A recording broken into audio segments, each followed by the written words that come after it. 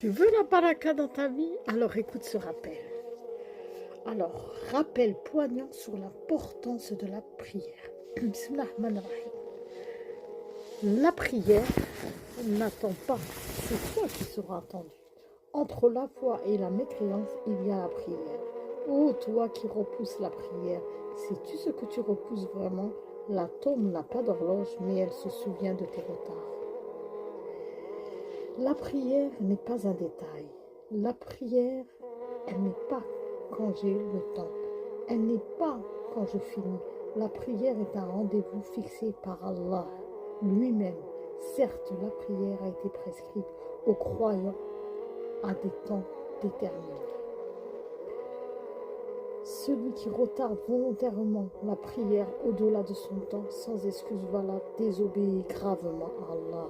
Prier à l'heure est une obligation absolue. Le prophète sallallahu alayhi wa sallam fut interrogé sur la meilleure des actions et répondit: la prière accomplie à son heure.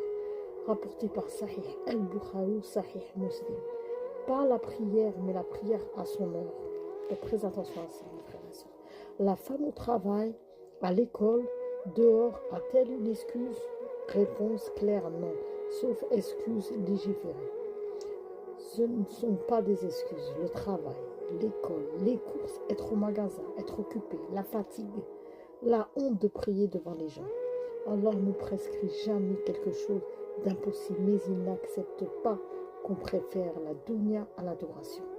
La femme, comme l'homme, doit s'organiser, pause prière, endroit discret, anticipation, combinaison de prières seulement si une excuse est légiférée existe.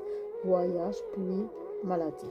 Retarder volontairement la prière est un grand péché. Malheur à ceux qui prient tout en négligeant leur prière. Les savants expliquent qu'ils prient, mais en dehors du temps. Le châtiment dans la tombe, hadith authentique. Dans un hadith authentique rapporté par Sahih al-Bukhari, le prophète sallallahu alayhi wa sallam dit en rêve un homme dont la tête était écrasée par une pierre. Encore et encore. On lui dit: c'est l'homme à qui Allah a enseigné le Coran, mais qui dormait sans prier les prières obligatoires. Attention, ce châtiment concerne celui qui délaisse gravement la prière, avec négligence totale. Pas une personne qui se repent ou lutte, mais le messager d'Allah est clair. La prière n'est pas un jeu.